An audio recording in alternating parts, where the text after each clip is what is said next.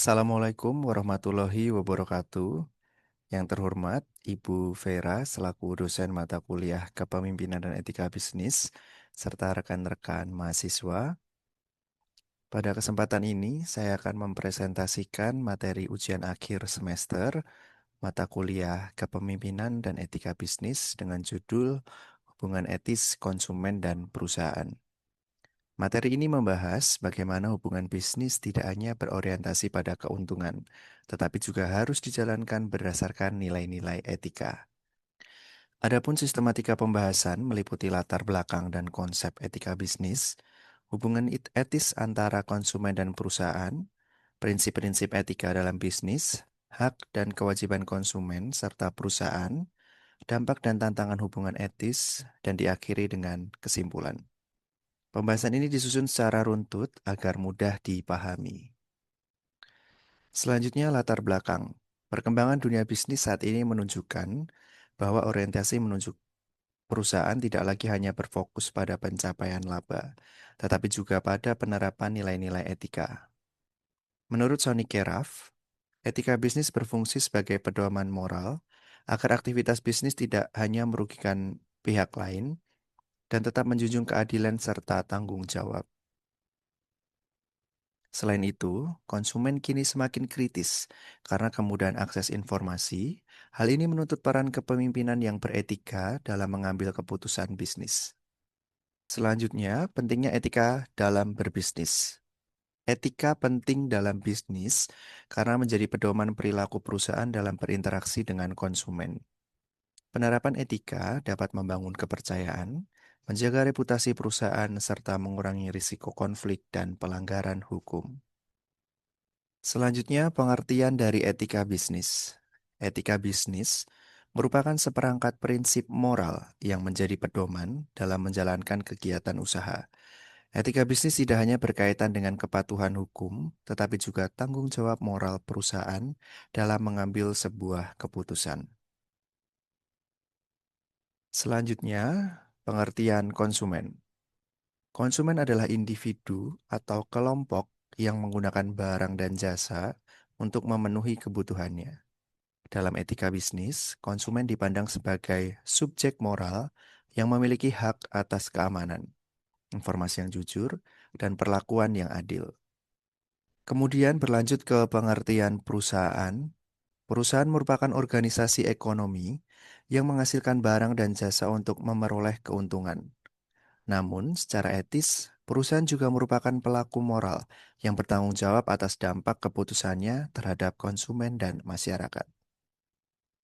Selanjutnya, hubungan konsumen dan juga perusahaan. Hubungan konsumen dan perusahaan bersifat saling ketergantungan. Karena itu, hubungan ini harus dijalankan secara etis agar tercipta kepercayaan dan keberlanjutan proses bisnis. Selanjutnya, konsep hubungan etis. Hubungan etis merupakan hubungan yang didasarkan pada nilai moral, bukan semata-mata atas kepentingan ekonomi. Hubungan ini menuntut kejujuran, keadilan, dan tanggung jawab dari kedua belah pihak. Kemudian berlanjut ke prinsip etika bisnis. Yang pertama yaitu kejujuran. Kejujuran merupakan prinsip dasar dalam hubungan etis antara konsumen dan perusahaan. Disampaikan juga Sonny Keraf dalam buku Etika Bisnis, kejujuran adalah syarat utama terciptanya kepercayaan. Contohnya, salah satunya adalah iklan yang sesuai dengan kondisi produk yang sebenarnya. Kemudian prinsip yang kedua adalah keadilan. Keadilan menuntut perusahaan untuk memperlakukan seluruh konsumen secara adil dan tidak diskriminatif. Diucapkan kembali oleh Sonny Keraf dalam buku Etika Bisnis bahwa keadilan dalam bisnis mengharuskan perusahaan tidak memanfaatkan posisi yang lebih kuat untuk merugikan konsumen atau pihak lain. Contohnya adalah harga dan kualitas produk sesuai dengan informasi yang diberikan. Itu salah satu juga contoh dari prinsip keadilan. Kemudian yang ketiga adalah prinsip tanggung jawab. Tanggung jawab menuntut perusahaan menanggung dampak keputusannya. Contohnya adalah konsumen merasa terlindungi dan dihargai. Disampaikan juga oleh Manuel bahwa tanggung jawab dalam bisnis menuntut perusahaan untuk menanggung konsekuensi moral atas keputusan dan juga tindakannya. yang terutama menimbulkan dampak bagi konsumen. Kemudian prinsip yang terakhir yaitu prinsip transparansi. Prinsip transparansi sendiri adalah memastikan konsumen dapat mengambil keputusan secara rasional. Disampaikan kembali oleh Manuel G. Velasquez, transparansi merupakan syarat penting dalam praktik berbisnis yang etis karena keterkaitannya dengan konsumen. Agar konsumen dapat memperoleh informasi yang cukup sehingga dapat mengambil keputusan secara rasional dan juga bertanggung jawab. Kemudian selanjutnya kita akan membicarakan terkait hak konsumen. Konsumen memiliki hak atas keamanan, informasi yang benar, hak memilih serta menyampaikan keluhan dan memperoleh ganti rugi. Penghormatan terhadap hak konsumen menjadi dasar terciptanya kepercayaan terhadap perusahaan.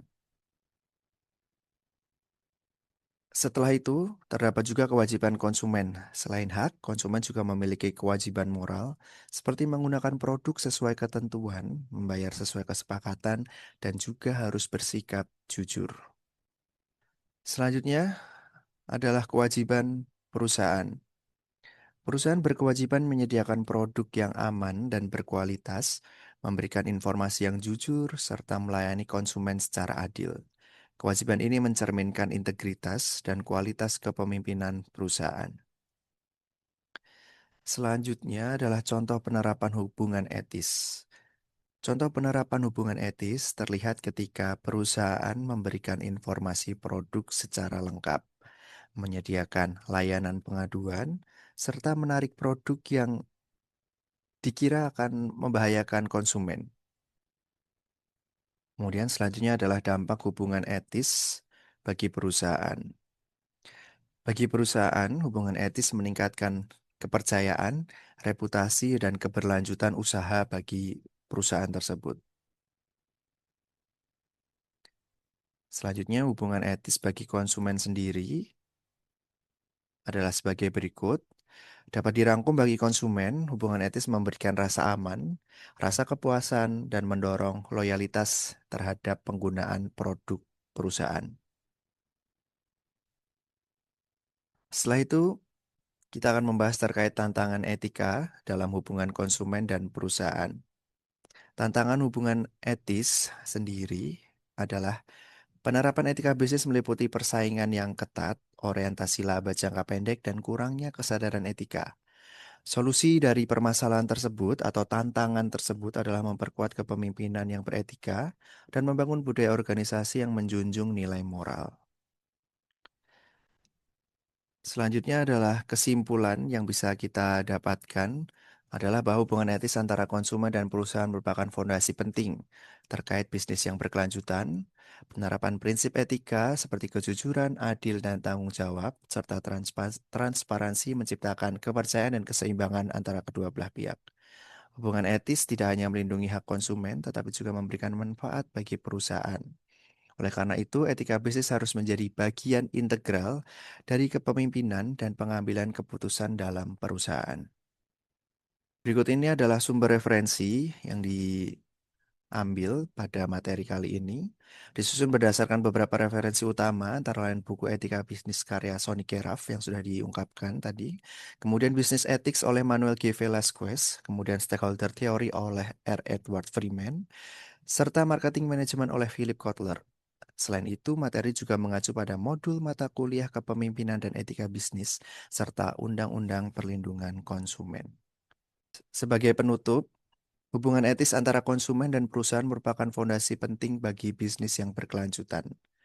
Etika bisnis tidak hanya melindungi konsumen, tetapi juga memberikan manfaat strategis bagi perusahaan. Kutipan yang dapat diambil hari ini adalah setiap pengetahuan baru adalah langkah kecil menuju masa depan yang baik. Semoga ilmu yang disampaikan dapat bermanfaat bagi kita semua, dan saya juga memohon maaf apabila terdapat salah dalam berkata maupun berucap. Terima kasih sekali lagi atas perhatian Ibu Vera dan juga rekan-rekan mahasiswa. Akhir kata, wassalamualaikum warahmatullahi wabarakatuh.